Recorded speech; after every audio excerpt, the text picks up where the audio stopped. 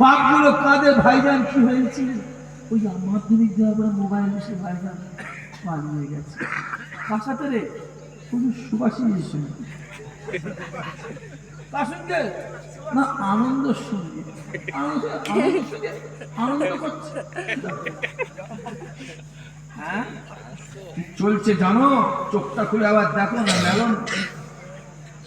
চোখটা খুলে মেলো, এবার মেরে দেখো, আল্লাহ কানা করেন, দেখো না কি চলছে। আমি ওদিকে পরে যাচ্ছে, এদিকে আছে, যা মদিনার কাছে, রসুলের কাছে। ওই মদিনার জমিন রাসূলুল্লাহ দরবার মসজিদ নববীতে যেতে গেলে একটা দরওয়াজা আছে। হে যুবকেরা, যে দরওয়াজার নাম হলো বাবু সালাম। বাবু সালাম গিয়ে এক পা দুবার করে ভেতরে প্রবেশ করবে, বাম দিকে তাকাবে, কে শুয়ে আছে? আবু বকর শুয়ে আছে। কে শুয়ে আছে? উমরে ফারুক শুয়ে আছে। ওই জায়গাতে আর একটা জায়গা খালি আছে, যে জায়গাটাতে ঈসা নবীকে শোয়ানো হবে। আর এক পা দুবার গিয়ে যাবে, কে শুয়ে আছে? জিন্দা জিন্দা জিন্দা জিন্দা জিন্দা জিন্দা নবী মদিনাওয়ালা শুয়ে আছে।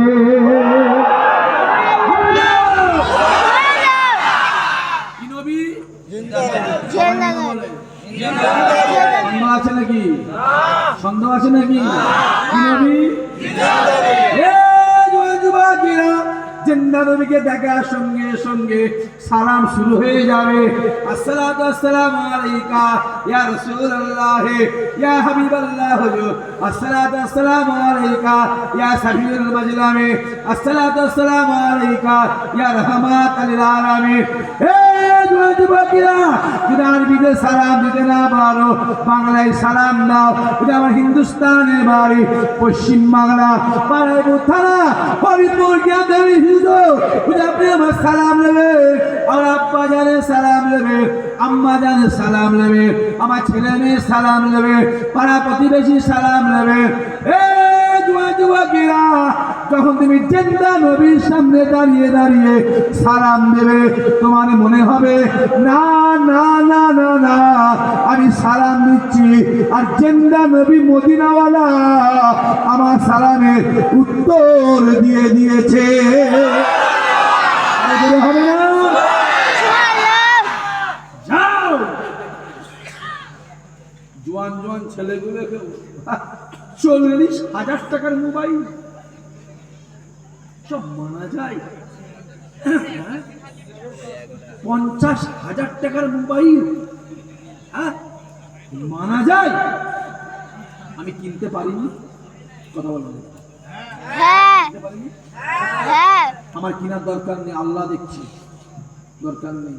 মেহমান প্রতি বছর 10-20 খানা 22 খানা 25 খানা মোবাইল দিতে যায় বলি, আল্লাহ দেখছি, আল্লাহ আলাম, আল্লাহ জানে। 40,000 টাকা মোবাইল কিনে বেড়াচ্ছে। কিছু কিছু ছেলে আছে, ওই মোবাইলটা 5,000 10,000 টাকা কেন, 30,000 টাকা জমা, জমিয়ে 2 বছর জমালে 60-65,000 টাকা যদি হয়ে যায়, চেষ্টা করলে আল্লাহ কাবাটা হবে না? হবে।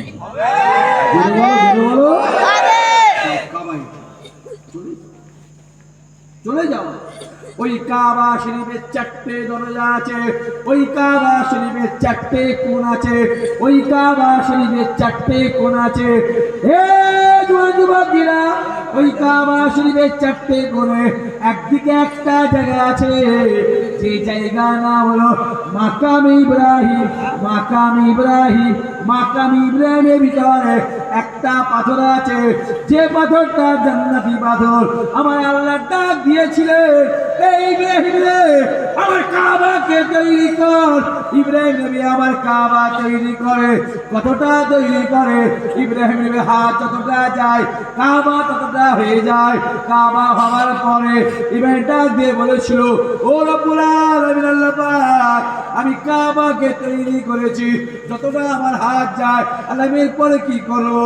আমার আল্লাহ ডাক দিয়েছিলেন, এই জিবরাইল রে, জান্নাতে যা, একটা পাথর নিয়ে ওই পাথরটাকে নিয়ে আমার ইব্রাহিমকে দে, আর ইব্রাহিমকে বলবে ওই পাথরে উঠে দাঁড়াতে।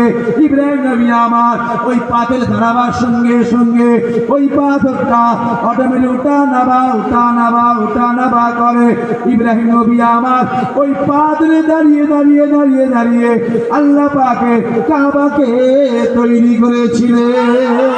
ওই পাথরটা এখনো পর্যন্ত মাকামি ইব্রাহিম ভিতরে রয়েছে। না না না না না না, ওই পাথরে এখনো পর্যন্ত আমার আল্লাহ পাক ইব্রাহিম নবীর পায়ের ছাপ আল্লাহ রেখে দিয়েছে। এখানে হাজির সাহেব আছে, তোমরা 22-এ? আচ্ছা আচ্ছা, আমি ঠিক বলছি না ভুল বলছি? বলো।